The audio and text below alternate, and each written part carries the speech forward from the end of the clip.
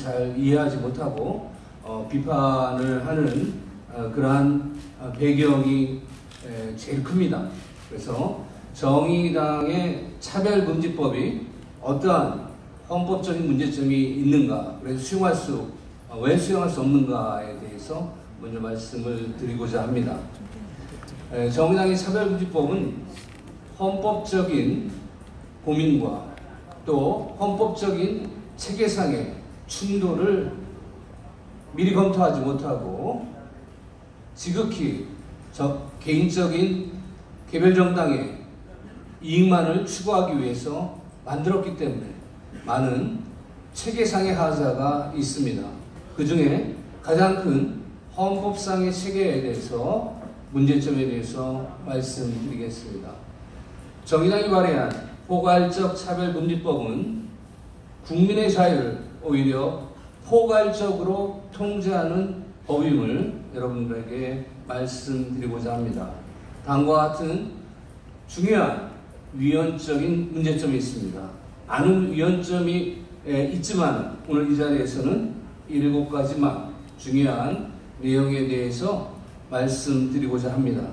7대 위헌성에 대해서 보고 드리겠습니다.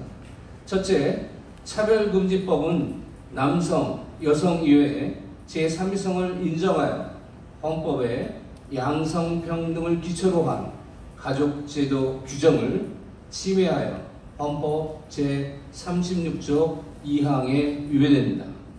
제3위성을 인정함으로써 가족제도의 보호와 특히 양성을 기초로 한 가족제도를 보호하라는 국가의 의무를 몰각하는 법이다.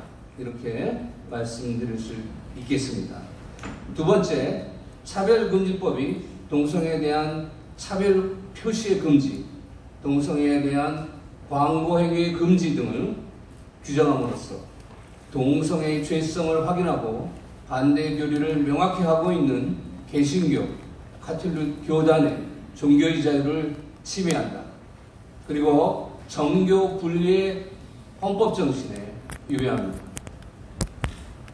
자, 이렇게 위배된 차별금지법에 의해서 성직자의 설교의 자유, 포교의 자유, 성도의 신앙의 자유, 신앙 행사의 자유를 침해해서 헌법 제20조에 위배됩니다.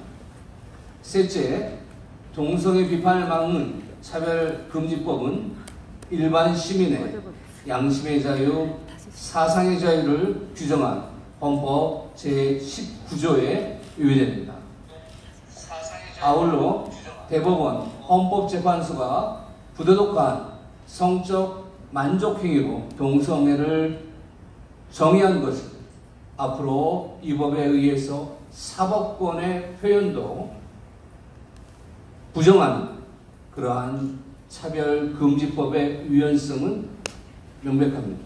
넷째, 교육 영역의 차별을 막는다는 이유로 동성애 교육을 옹호하고 초중고에서 혐오적 성교육을 조장하는 차별금지법은 교육의 자주성, 전문성을 규정한 헌법의 교육제도를 침해하여 헌법 제31조 4항에 위배됩니다. 다섯째, 차별금지법은 동성애 비판을 하는 모든 방송, 기독교 방송을 포함한 모든 방송, SNS, 유튜브, 심지어 문학작품까지 금지할 수 있어서 언론과 방송 및 국민의 표현의 자유를 침해하여 헌법 제21조에 위배됩니다. 여섯 번째, 차별금지법은 지나친 과잉적 평등사상에 편향되어 헌법 제도와 기본권을 훼손하여 헌법 전문이 규정한 자유민주적 기본질서에 위배됩니다. 일곱 번째, 정의당은 대다수 국민들의 표현의 자유와 올바른 세계관을 존중하지 못하고 오로지 매우 작은 부분 이익에 몰두하여 전체 이익을 방기하는 차별금지법을 발의하여 헌법의 국민주권을 침해함으로 대한민국 헌법 1조를 위반하였습니다. 자, 이와 같이 7개의 항에 명백하게 위반되는 정의당의 차별금지법은 철회되어야 된다고 생각합니다. 차별금지법 유연성은 심대하고 헌법제도의 훼손의 피해는 매우 크므로 정의당은 차별금지법을 철회해 주기를 바랍니다. 차별금지법의 문제는 지금 설명한 헌법 위반이 명백하므로 국민들에게 차별금지법 반대 운동에 동참해 주시기를 호소드리는 바입니다. 이상입니다. 감사합니다. 네, 박수 한번 보내주시기 바랍니다. 이것까지 조항에 대해서 말씀하셨습니다. 언론의 보도도 그의 근거에서 보도해 주시면 좋겠습니다. 네, 이번에는 조영길 변호사님 말씀 듣도록 하겠습니다. 네, 동성애 반대 설교 강의가 정의당 안에 어느 법 위반이 되냐에 대해서 지금 논란이 많습니다. 그래서 추진하는 국가인권위나 일부 또 의원들은 정의당 안 지도부는 반대 강의나 설교가 법 위반이 아니다, 적용하지 않겠다, 처벌 안 된다, 이런 얘기들이 지금 공식적으로든 많이들 하고 계십니다. 근데 이게 맞는가에 대해서 지금 실무 법률가 입장에서 또 이렇게 한번 말씀드려 보겠습니다. 법조문엔 동성애를 포함하는 성적 지향, 성정체성, 성이유로 개인 집단을 분리구별 제한 배제 거부하게 이렇게 되어 있어서 개인 집단을 지목하지 않으면 포섭이 안 되는 것처럼 이렇게 법조문은 되어 있습니다. 그러나 전 세계의 차별금지법 제정을 추진하는 주류 법 이론은 행위와 행위자를 동성애에 관한 한 분리하지가 않습니다. 그래서 동성 성행위라고 하는 것에 대해서 인간의 행동을 비난 반대하면 그것을 듣고 있는 동성애자나 동성애 지지자들이 정신적 고통을 받았다라고 얘기하면서 행위와 행위자를 분리하지 아니하고 동성애 반대 설교를 동성애자 비난 설교로 이렇게 해석 적용하는 것이 전 세계 공통 이론입니다. 우리나라에서도 2005년, 2016년 국가인권위원회에서 조여울 책임연구자, 홍성수 책임연구자가 채택한 보고서를 국가인권위가 채택했는데 거기서 보면 전부 동성애자라는 개인 집단이 아니라 동성애를 비정상이다 또는 이성애가 정상이다, 결혼은 남녀가 하는 것이다, 이렇게 완화적인 표현만 해도 다 차별 행위로 예시하고 있습니다. 그래서 분명히 동성성행위 반대가 이 법 위반으로 포섭되는 것이 확실하고, 또 해외의 차별금지법 제정된 사례는 전부 특정 애자 비난이 아니고 특정인 비난이 아니고 일반적인 동성애 비난 설교와 강의에 대해서 차별금지법 위반으로 적용하는 그런 사례들이 많습니다. 따라서 행위나 개인을 지목하지 않는 한 처벌되지 않는다는 주장은 도저히 수용하기 어려운 굉장히 애국 판례나 국내의 논문들을 무시한 위험한 판례다라고 할 수 있고요. 또 이 법에는 혐오 표현 조항이 없기 때문에 괜찮지 않냐는 일부 주장이 있는데요. 이 법엔 혐오 표현 조항이 분명히 있습니다. 뭐냐면은 분리, 구별, 제한, 배제, 거부, 여 안에 동성애를 반대한다, 비난한다 이러면 분리, 구별, 제한, 배제, 거부 안에 이 혐오 표현이 포섭이 됩니다. 특별히 혐오 표현을 포섭하는 조항은 이 3조 4호 조항에 있는데요. 적대적, 모욕적 환경을 조성하는 듯 신체, 정신적 고통을 줬다. 다시요. 적대, 모욕 환경, 정신적 고통, 이거 바로 혐오 표현을, 동성애 반대 발언을 포섭하기 위한 조항입니다. 그러면 이제 동성애 비난 설교를 국가인권의 일부 자료를 보니까 노방 설교, 또 교회 설교는 적용 안 하겠다 이렇게 얘기하는데요. 이 법 위반의 영역이요 굉장히 넓습니다. 일단 적용되는 영역이 고용 영역, 재화 용역 시설 공급 영역, 교육 영역, 행정 영역. 이 고용 영역은 설교자가요 자기 피고용인을 상대로 동성애 반대 설교하면 고용 영역이 되는 것이에요. 그러니까 담임 목사와 부목사나 교회 직원을 상대로 설교하면 고용 영역이 됩니다. 그다음에 재화 용역 시설에 있어서의 영역도 이게 넓은 게 굉장히 이 부분에서 문화시설, 문화서비스 공급자라는 조항이 있습니다. 법에. 문화공급자. 그럼 이 문화공급자 안에 교회가 포섭될 수 있어요. 그러니까 25조의 문화공급자 안에 이 교회 내에서의 설교가 포섭될 수 있습니다. 교육기관은 신학대와 불문하고 모든 고용교육기관에서 동성애 반대 교육 강의가 금지되는 것이죠. 행정서비스도 마찬가지고요. 행정서비스 안에서 동성애 반대 설교했다 교도소에서 포섭되는 겁니다. 그러니까 네 가지 영역이 굉장히 넓습니다. 근데 영역이 없는 곳이 하나 있습니다. 광고가 있어요. 광고 3조 1항 5호에 광고에 보면은 영역이 없어요. 영역이 없이 성별들 이유로 구별배제 불리한 대로 표시하거나 조장하는 이 표시 이게 이제 협력 표현인데요. 이 광고가요 돈 받고 하는 광고만 얘기하는 게 아닙니다. 널리 알리는 게 다 광고로 해석될 수 있어요. 그러니까 동성애 반대 교육 강의 다 광고로 해석될 수 있는 것이에요. 그리고 이제 이 부분에서 대부분의 설교가 방송이나 또는 SNS에 게재되거든요 요즘. 그러면 이제 방송 서비스 29조, SNS 금지하는 28조에 해당될 수 있습니다.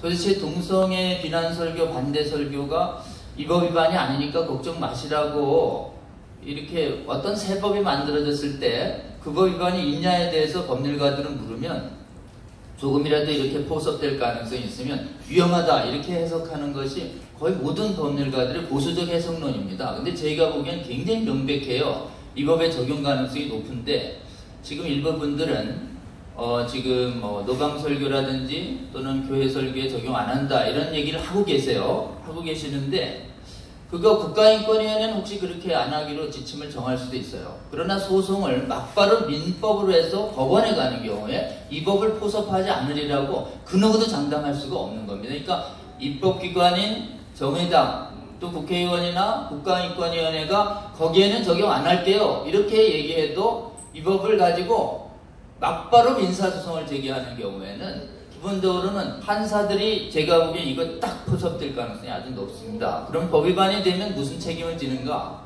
법 위반이 되면 무슨 책임을 지는가에 대해서 일단 형사의 경우에는 피해 제보자 불이익만 되어 있습니다. 근데 이게 간단하지가 않아요. 특히 교단의 경우에는 피해자와 제보자를 치리하게 되어 있습니다. 전국의 무슨 교회 교단은 동성애자나 오모자를 전부 치리하게 돼 있어요. 그러면 치리에 관계된 모든 사람이 형사처벌 대상이 되는 겁니다. 이행강제는 시정권고 명령 이행 안 하면 3천만 원 한도로 계속 부과하게 돼 있고 실제로 가장 무서운 것은 손해배상인데 제한이 없습니다. 상한에. 그러면 동성애 반대 강의나 설교를 동성애 지지자들이 100명, 1000명 10,000명, 10만 명이 줘서 듣고서 정신적 고통당했다고 주장하면서 1인당 100만 원씩 소송 제기하면 이 고통 받았다고 주장하면 입증 책임을 고통 안 받았다는 걸 입증하지 않는 한 배상 책임을 지게 돼 있습니다. 그러니까 이건 무조건 인정, 승소가 됩니다. 1인당 100만 원 곱하기 10만 명 하면 1,000억이에요. 근데요 반복해서 설교하면요 2배에서 5배 올라가요. 미니멈 500 이상을 하게 돼 있습니다. 징벌적 손해배상. 반복하면 미니멈 500. 500 곱하기 10만 명. 5천억의 손해배상을 감당할 수 있는 한국교회가 몇이나 되겠습니까? 이건요, 집단소송이 제기되기 시작하면 한국교회 전체를 경제적으로 파산시킬 수 있는 것이 명백합니다. 지금 이제 해외 사례와 관련해서 여기 지금 해외 사례가 많이 있습니다. 지금 해외 동성애 차별금지 적용된 사례. 차별금지법에 의해서 정의당 안으로 해외 사례가 직접 발생할 수도 있고 법 개정에서 발생할 수도 있고 그렇습니다. 이 정의당 안 이전부터 해외 사례를 소개해 왔습니다. 근데 마치 집행위원이 정의당 안이 적용되면 해외 사례가 막바로 생긴다 이렇게 주장한 바가 없어요. 해외 사례를 보고 참조하자 이랬죠. 마치 누군가가 정의당 안으로 반대 설교자 감옥 보낸다 이렇게 무식하게 얘기했다면 가짜뉴스겠죠. 근데 정의당 안으로 너 반대 설교자 처벌된다 할 때 이 처벌은 행정처벌은 그때 제보자 불이익이지만 이행강제도 처벌이에요. 행정벌. 그리고 민사손해도 징벌손해배상에서 처벌이에요. 그러니까 넓은 의미로 처벌을 해야 됐다면 반대 설교자 처벌한다는 게 절대 가짜뉴스가 아닙니다. 그럼 이제 우리는 반대 강의자, 반대 설교자 형사처벌하는 조항이 아직 없어요. 직접 설교하는 거. 근데요. 나중에 법 도입된 다음에 개정은 아주 용이합니다. 형사처벌 대상을 그냥 단순한 차별로 확대하면 우리나라도 반대 설교자를 체포구금하는 일이 금방 발생할 수 있어요. 형법으로 확대를 개정하면. 그 다음에 이제 반대 설교자에 대해서, 반대 강행한 사람에 대해서 반대 대화를 하고 반대 상담하는 사람에 대해서 해고 처리하는 거, 또 징계하는 거 우리나라에서 정의당안으로 발생 안 할 것 같으냐? 절대 그렇지 않습니다. 사용자가요, 이 반대 대화, 반대 상담 자체가 제보되면 이 법 위반으로 돼서 피고용인의 형사 책임을 면하기 위해서 사용자가 선제적으로 사용자 책임을 면하기 위해서 징계 해고하는 사례가 정의당 안으로도 얼마든지 생길 수가 있습니다. 양육권 박탈 생긴다는 건 가짜다 이렇게 얘기했는데 누가 정의당 안으로 양육권 박탈된다고 이렇게 무지하게 주장 안 했습니다. 양육권 박탈 제도가 해외에 있다는 것이에요. 그럼 양육권 박탈 제도를 도입하는 길이 정의당 안에 열 것이냐? 있습니다. 이 정의당 안에는 사조와 실제로는 이 정의당안이 끝이 아니에요. 엄청난 동성애 반대 억제하는 행위의 시작인 것입니다. 그 시작이 어디서 나오느냐? 4절 보면 이렇게 되어 있습니다. 대한민국 헌법상 평등권 관련 법령을 재개정할 때, 관련 제도 정책을 수립할 때 이 법의 취지에 부합하도록 해야 한다. 4조 1항이요. 앞으로 법 개정할 때 이 법 취지대로 계속 개정하라는 거예요. 양육권에 관한 제도도 개정할 때. 실제로 또 구조도 이렇게 되어 있습니다. 국가지방단체는 이 법에 반하는 법령 조례 규칙을 연구해서 부합하도록 시정해야 된다. 그러니까 아직 동성혼을 인정하지 않은 민법도 이 법 제정되면 곧 동성혼 합법화로 오고 양육권 제한하는 제도가 오는 것이에요. 여기 해외에서 언급된 모든 사례를 만들어내는 법제도가 도입될 것이라는 판도라의 상자는 어디에 숨어 있느냐? 4조 9조에 숨어 있습니다.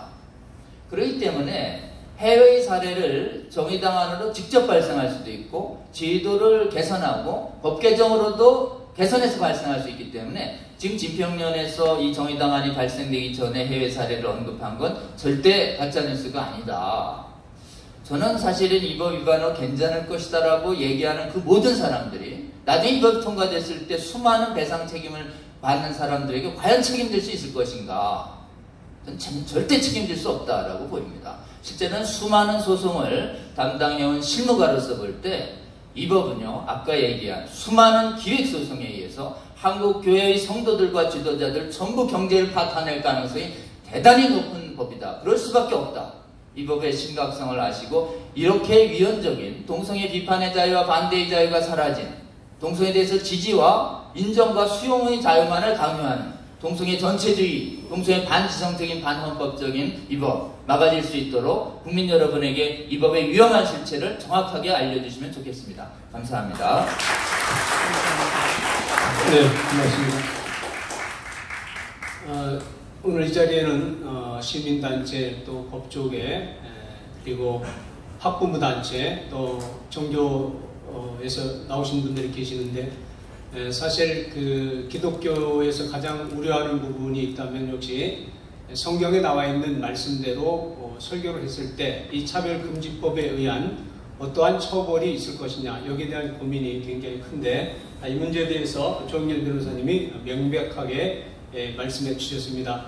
얼마 전에 저희도 KBS의 그 토론에 나가서 그 차별금지법을 만드는데 중심적 역할을 했던 분하고 같이 토론을 했는데 처음에는 절대 처벌의 목적이 아니다 이렇게 얘기를 하다가 나중에는 집요하게 물어보니까 처벌이라면 처벌이다 이런 식으로 시인하는 그런 얘기를 들었습니다. 자, 이번에는 이제 지영준 변호사님 말씀 들어보도록 하겠습니다. 예. 첫 번째 가짜뉴스는 차별금지법이 헌법상의 평등권을 구체화한 것이다. 이건 가짜뉴스입니다. 제가 봤을 때는 옆에 우리 명재진 교수님, 헌법 교수님 와서 계시지만 우리 헌법에서 말하는 평등권, 모든 사람 법 앞에 평등하다. 또 누구든지 성별, 종교, 사회적 지위에 따라서 정치적, 경제적, 사회적, 문화적 모든 영역에서 차별하지 않는다. 이 규정은 국가와 국민 간의 관계입니다. 국민이 국가에게 평등을 요구하는 것이지 사인 간에 적용되는 것이 아닙니다. 그런데 차별금지법은 사인과 사인 간에 적용하는 법이기 때문에 헌법상 11조를 구체화한 것이 아닙니다. 두 번째, 차별금지법이 모든 사람을 평등하게 만들 것이라는 주장은 가짜뉴스입니다. 특별히 우리 헌법은 여자와 아동, 청소년을 보호하는 기준이 있습니다. 차별금지법은 지금까지 이루었던 여성의 인권과 여성의 권익을 심각하게 침해합니다. 이제 여자 대학이 간판을 내릴 수 있습니다. 또 여성 전용 공간인 목욕탕이나 찜질방에 남성들이 들어갈 수 있습니다. 세 번째, 평등은, 헌법상 평등은 같은 것은 같게, 다른 것은 다르게 취급하자는 것입니다. 동일하지 않은 것, 같지 않은 것을 같게 취급하는 것이 평등 원칙의 위반입니다. 그런데 차별금지법은 같지 않은 것, 동일하지 않은 것을 같게 취급하도록 강제하는 것입니다. 이것이 오히려 평등권의 위반이고 평등 원칙을 규정한 헌법에 반하는 것입니다.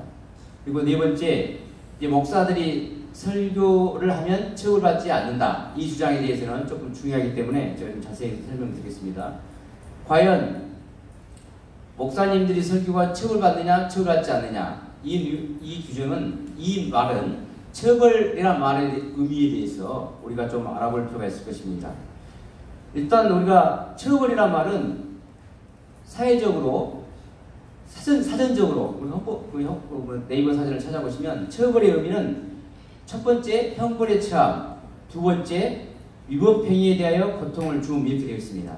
그러나 첫 번째 형벌에 처함이라는 의미는 일단 우리가 법을 만들 때도 벌칙에 보면 형벌 이외에 질서벌로 과태료를 규정합니다. 그렇기 때문에 질서벌이 처벌에 들어가기 때문에 형사처벌만을 말한다는 것은 벌써 말이 안 되지요. 그렇기 때문에 우리가 말하는 법적 처벌은 형사처벌만을 의미하지 않고 위법행위에 대하여 고통을 줌 이렇게 해석할 수 있습니다. 또 해석해야 됩니다. 특별히 이행강제금은 우리가 집행벌이라고 하고 있습니다.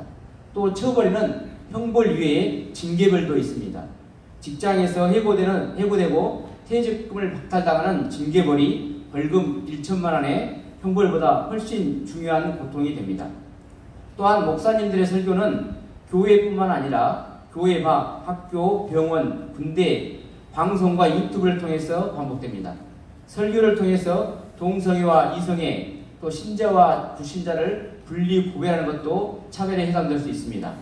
설교가 차별에 해당되면 앞서 본 것처럼 법적 처벌을 받게 됩니다. 차별금지법안에는 특별히 형벌 외에도 집행벌, 징벌적 손해배상을 규정하고 있습니다. 징벌적 손해배상도 사전적 의미로 위법행위에 대하여 주는 고통으로서 처벌에 포함될 수 있습니다. 이와 같이 차별금지법은 민법에서 불법행위, 위법행위에 대한 해석을 변경할 수 있습니다.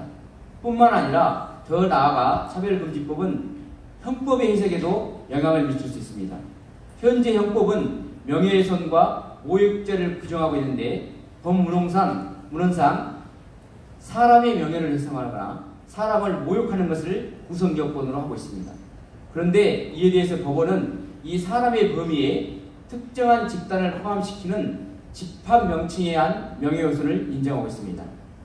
그런데 이 차별금지법은 명시적으로 특정 개인이나 집단에 대한 혐오 표현을 규제 대상으로 하고 있고, 차별금지법에서 특정 개인이나 집단에 대한 해석은 형법의 명예훼손이나 모욕죄에 사람을 해석하는 데 영향을 미치게 될 것입니다. 예를 들면 서울시 시청 공무원들이 작년 5월에 서울 광장에서 행해지는 기후의 행사에 반대한다는 성명서를 발표한 행위에 대해서 서울시 시민인권침해구제위원회는 올해 2월에 이러한 성명서 발표 행위도 단순한 부정적 의견이 아니라 혐오 적대감을 표현하는 혐오 표현에 해당한다는 결정을 하였습니다. 이와 같이 시민인권침해구제위원회는 기후의 행사, 즉 행위에 대한 표현도 동성애자들, 즉 사람에 대한 표현으로 둔갑시키고 있습니다. 지난 4.15 총선에 취임하여 총선 이후 차별금지법 제정을 우려하는 교회 또 총회에서 기독교 가치관을 실현할 수 있는 후보자에게 투표하자는 내용의 설교 내용 또는 전단지를 배포한 사실이 있습니다. 이에 대해서 공직선거법상 특정 후보를 당선되지 못하게 하는 행위에 해당하는지 현재 많은 목사님들이 고발되어 수사를 받고 있습니다. 이렇듯 현재도 목사들의 강단 설교가 유튜브를 통해서 제공되면서 목사들의 설교는 끊임없이 모니터링 당하고 있는 것이 현실입니다.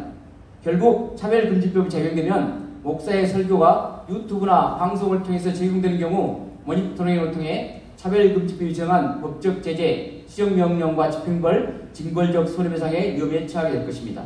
더 나아가 다수 성도 앞에서 공연히 행하여지는 목사의 설교는 집합명칭에 의해서 그 자체로 명예훼손 또는 모욕죄로 형사처벌 대상이 될 수 있습니다. 이상입니다.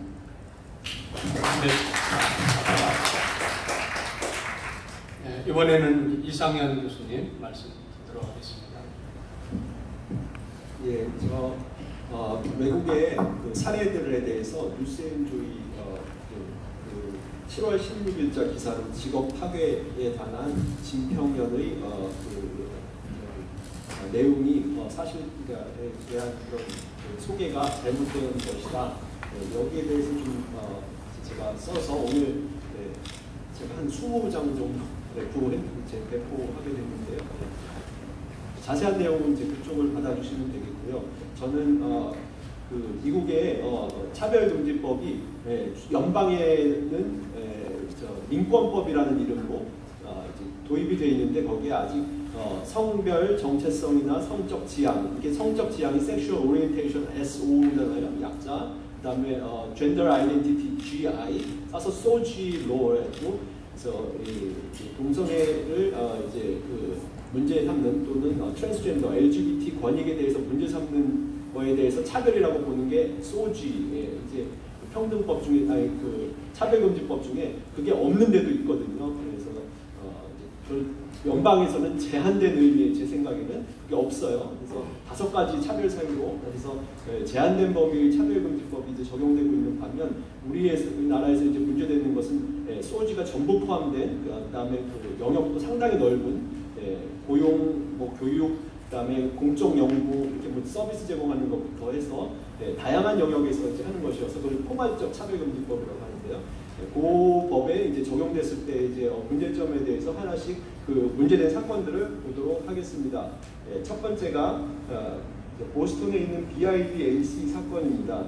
이 사건은 하버드 의대의 겸임교수이고 28년간 BIDMC라는 보스턴에 있는 매사추세츠주의 보스턴시에 있는 비뇨기과 전문의로 일했던 그 폴 철치라는 그 의사가 그 동성애에 대해서 의학적인 특별히 그 성행위가 의학적으로 보건적으로 문제가 많다는 점을 그 병원 측에 이제 계속 제시했던 그 사건인데 그러다가 해고가 됐어요.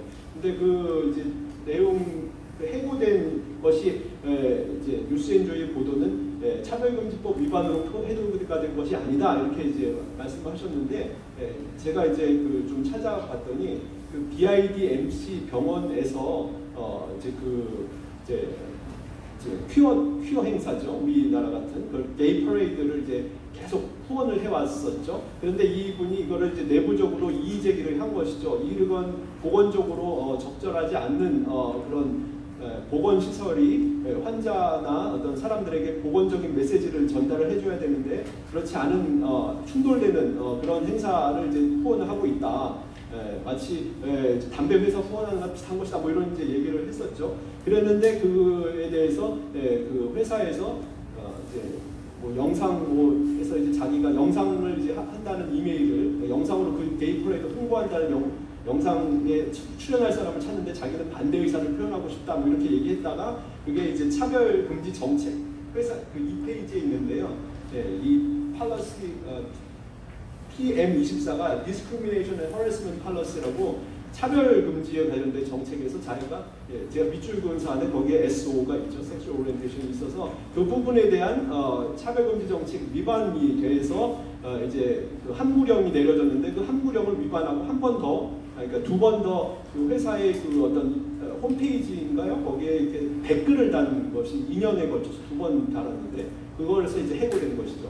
그러니까 기인한 것은 직접적인 요인은 함구령 위반이라고 할 수도 있겠지만 그 원래의 그 문제는 이 사람이 가지고 있던 소신이 회사의 차별금지 정책에 위반됐다는 게 사실 그 근원이죠. 그 회사가 그런 차별금지 정책을 가지고 있는 이유는 그 주인 매사추세츠 주에서 차별금지 법이 시행되고 있었기 때문에 그것을 이제 채택한 것이라고 볼 수 있으라는 것이 합리적인 어떤 그 결과가 아닐까요? 그래서 그 사람이 해고가 된 것이 차별금지법 위반으로 해고됐다는 것은 직접적으로는 아니지만 그 회사의 차별금지 정책의 위반이었고 그 정책은 법의 영향을 받은 것이라고 해석할 수 있다고 저는 생각합니다. 그걸 가짜뉴스라고 보기는 어려웠죠. 두 번째가 크레이그 제임스 해고 사건인데요. 역시 이 크레이그 제임스는 유명한 풋볼 선수랍니다. 근데 이 풋볼 선수가 이제 고용이 됐다가 스포츠 캐스터로 해설자로 고용이 됐다가 이틀 만에 해고가 됐는데 이 역시 직접적으로는 차별금지법 위반으로 해고된 것은 아니에요. 그 이유는 이제 이 페이지에 보면 텍사스 지역의 상원의원 후보로 출마를 해가지고 그 토론하면서 동성 결혼의 이슈에 대해서 자기는 게이 퍼레이드에는 절대 참여하지 않겠다. 뭐 이런 이제 내용을 한 것이죠. 이게 도덕적으로 문제가 있는 것이어서 자기는 참여하지 않겠다. 근데 이것이 이제 반대 진영에서 계속 문제 제기를 하니까 나중에 1년 후에 폭스 낙선을 했죠. 그래서 그 폭스 회사에서 해설자로 참여를 그러니까 고용을 받고 나서 그 회사가 이것은 거의 나와 있지 않는데 제 생각이에요. 오늘 저 조영길 변호사님 얘기가 말씀하시니까 다른 주의 차별금지법이 미국의 22개 주하고 DC에서 차별금지법이 소지에 있어서 적용이 되고 있는데 그 폭스가 그 전파를 통해서 그 얘기를 하니까 이 사람이 혹시 이런 말을 할까봐 사전으로 이 사람 천재 조치로 이제 아마 해고하지 않았을까. 이유는 뭐 별다른 이유가 없어요. 그냥 해고를 하는 건데 그 이유가 그 저기 1년 전에 그 후보자로서 정치 토론에서 얘기했던 그 이유라고 이제 얘기가 되고 있죠. 그래서 이 사람이 이거를 이의 제기를 하면서 그 저기 텍사스에 사니까 텍사스 주의 노동법을 이유로 이제 해고 문제를 이제 삼았는데 거기에 이제 그 종교적 차별금지 조항이 있어요. 그래서 그걸 이제 들어대고서 소송을 했다가 결국 합의로 그냥 돈 받고 끝났죠. 근데 이것이 이 피해자인 그 해고된 사람이 차별금지법을 적용해가지고 구제를 받았다. 이건 아니죠. 오히려 다른 주에서 이렇게 발생하고 있는 소지로의 영향을 받아서 이 저기 폭스가 해고를 한 것이 원인이 됐기 때문에 소송을 제기한 거고 노동법상에 있는 그 구절 중에 이제 차별금지, 종교적인 차별을 금지한다. 이것을 이 사람이 이제 그 법리상으로 이제 주장을 한 것이지 이것이 차별금지 정책을 통해서 이 원고가 혜택을 받았다. 이거 말이 안 되는 주장이라고 저는 생각합니다.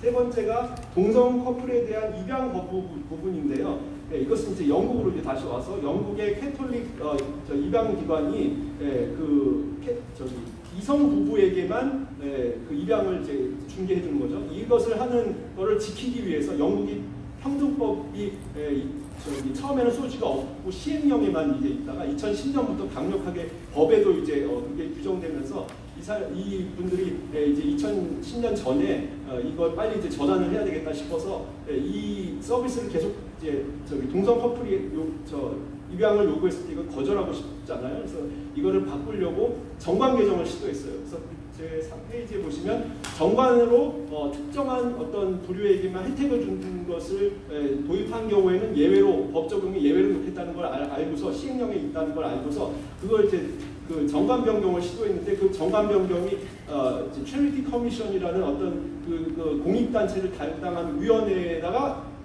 저기 허가를 받아야 되는데 허가가 계속 거절이 돼서 소송을 낸 사건입니다. 결국은 하여튼 소송의 허가는 그러니까 받지 못했어요. 그러니까 불허 거부 처분에 대해서 이제 그걸 취소를 구했는데 결국은 다 패소했죠. 그래서 결국은 못 바꾸니까 이제 문을 닫게 되는 그런 사건인데 이 부분이 차별금지법 위반을 적용한 것, 차별금지법이 적용된 것은 아니다라고 하는데 그 거부 처분의 문제지만 사실은 그 차별금지법을 회피해가지고 계속 운영을 하려고 했던 것이지 어떻게 이것이 차별금지법 적용 결과가 아니라고 얘기를 할 수가 있겠습니까? 이것은 좀 그 소송의 원인과 그 배경을 생각을 하셔야지 그 기계적으로 거기 나와 있는 법이 그 체리티 커미션에 관련된 허가에 관련된 법 그렇게 해서 이것이 차별금지법에 적용된 결과가 아니다? 이건 아니고 그렇게 해석할 수는 없다고 생각합니다. 네 번째는 클레인스 부부의 베이커리 벌금 부과 사건인데 이것도 마찬가지로 이것은 이제 주에서 이제 주에 이 사람들이 있는 주가 오레곤 주인데 여기는 차별금지 소지를 적용하지 않고 있는데 반면에 공적 영무라고 해서 이제 이런 케이크 판매하고 공공 영역에서 이렇게 뭐 판매하는 사람들은 소지를 이유로 이제 거절해서는 안 된다 이렇게 이제 규정하고 있어요. 약한 의미의 제한된 범위의 소지로죠. 전반적인 게 아니라 공적 영무에서만 적용되는 건데 이것 때문에 이 저기 13만 5천 불 정도니까 한 2억 원 정도 이제 벌금을 붙게 됐어요. 이제 서비스 거부했거든요. 동성 커플에 대해서는 나는 돈 주겠다. 근데 이것이 이제 이 사람 주 법원에서는 전부 다 지고 패소를 했고 이제 무죄를 주장했는데 패소를 하고 이제 연방법원으로 이제 올라가가지고 표현의 자유, 종교의 자유 침해를 주장하니까 연방법원에서 이 사람들의 말을 들어줘서 이 사건은 이제 우리 연방대법원이 인정했던 케이크 거부 사건, 이게 다른 콜로라도 주에서 발생했던 메스터 피스 케이크 샵이라고 유명한 판결이 있는데 거기서 표현의 자유는 종교적인 표현의 자유가 예술적 가치와 연결됐을 때는 보도로 보장되어야 한다는 점하고 그다음에 주에서 이런 것을 제한하려고 했을 때 중립적 관점을 종교에 대해서 편향적이 아니고 중립적 관점을 해야 된다. 이게 두 가지를 인정이 된다면 이제 그러니까 저기 허용을 해주겠다. 거부해도 허용해주겠다. 이거를 이제 했는데 이거를 검토해라고 다시 이제 그 오레곤주로 돌려보냈거든요. 근데 이거가 차별금지법 적용으로 혜택을 본 무슨 판결이다. 이거 지금 완전히 잘못된 해석이라고 이렇게 보입니다. 그 나중에 오레곤주에서 어떻게 판결할지는 모르겠지만 오레곤주에서 판결해가지고 무죄가 결국 확정됐다고 해도 차별금지법으로 인한 혜택이라기보다는 고통 속에서 이거를 가까스로 승소했다고 봐야 되지 않을까 이제 이렇게 생각이 되고 이게 차별금지법으로 인한 혜택이라고 표현하기에는 좀 적절하지 않은 그런 평가다. 그다음에 마지막으로 5번에서는 실제 형벌 부과 사건에 대한 것으로 이렇게 보도가 되어 있는데 이 결혼식 주례 거부로 인해서 웨딩 주례 목사님들이 미국에서는 이제 법원에서 직접 그 법정 주례 이렇게 혼인시켜가지고 간략하게 하고 판사한테 신고하면은 우리나라 구청에 신고하는데 거의 판사한테 신고해서 끝내거든요. 근데 그 옆에 이제 그래도 웨딩을 할 수 있게끔 이제 서비스를 하던 이제 목사님 부부가 있었는데 이 사람들 동성 결혼에 대해서 나 안 해주겠다고 했다가 이제 문제가 된 사건이죠. 여기서 그 시에서 조례로 특별한 소지를 위반하게 되면 한 건당 매일 1,000달러씩 벌금을 부과한다고 이제 그것을 이제 법을 조례로 바꾸게 됐어요. 그러니까 당사자들이 이제 당황해가지고 이걸 어떻게 해야 되느냐 하고 있었는데 이 시에서 찾아와가지고 시의 변호사한테 이제 검사 같은 거죠. 시에 고용된 이제 변호사가 찾아와서 당신들이 이것을 제대로 이제 따르지 않게 되면 징역 내지는 벌금이 부과될 수 있다라고 이 사람들은 이제 협박을 느꼈고 이 사람들은 이제 경고를 한 것이죠.